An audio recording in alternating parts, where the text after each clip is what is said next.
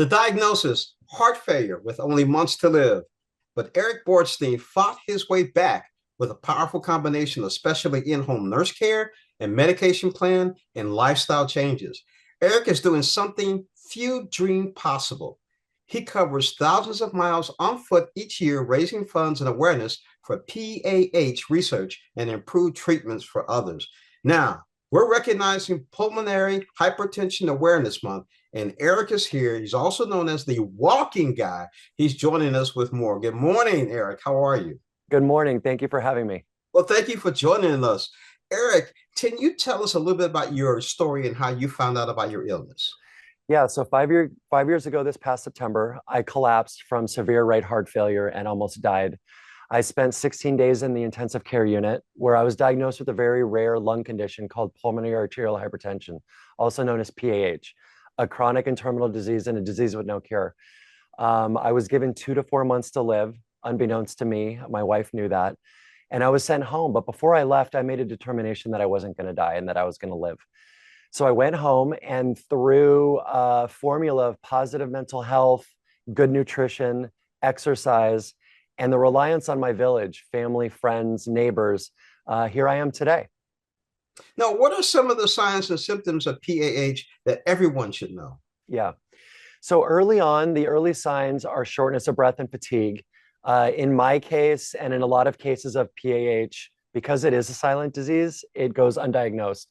And by the time you are in heart failure, which I was, it's too late. And so when you're in heart failure, you have swelling of the abdomen and then severe swelling of the legs and ankles. And then it feels like you can't breathe.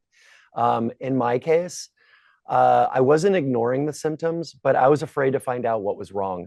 And so I wasn't going to the doctor. And so the worse and worse it got, the more scared I got, even to the point where one night we went to bed and my wife said, please go to the doctor. I don't want to wake up with you dead next to me. And I've learned through my psychologist that upwards of 75% of males don't go to the doctor when they have something seriously wrong. So one of my messages is, especially to men, don't ignore symptoms and get to the doctor. Now, you weren't expected to live, but you overcame a lot of obstacles. How did you learn? How did your care team learn and help you? Yeah. So I talk a lot about the importance of village living with a chronic disease, and really for anybody. But in my village, a big part of that is my doctor team and my care team. I have an amazing cardiologist, an amazing psychologist, and then I've got CVS specialty who, when I left the hospital, I was put on a pump and I was administered drugs 24/7. They never thought I would get off that pump.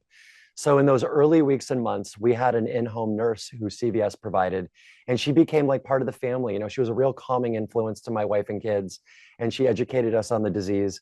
And then as it progressed and as I got better, after a year, my heart almost made a complete recovery and I was taken off the pump, but I continue to be on life-saving drugs today. And CVS really is that lifeline. So, they provide services like 24-hour, 24/7 online care. They have an online pharmacist, and they've really just been part of that team. And that medical team has just become an important part of my village. Can you share the inspiration behind your fundraising walk and how that mission came to be? Yeah. So very early on, I learned that walking helped mitigate the side effects of the medications that I was on. So I came home and I started walking, and it also helped with positive mental health. So I started walking a mile, 2, 3. Eventually, I was walking long distances, and that's where is EB was born. I was given the nickname the walking guy. So about 2 years ago, my kids came up to me and they said, "Dad, let's do a fundraiser to raise awareness for this rare disease that you live with, and let's raise awareness." And so we started 5K.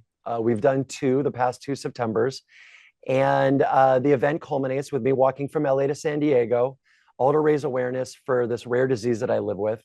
And I'm so proud to say that in the 2 years, we've raised over $420,000 for an organization by the name of Team Phenomenal Hope.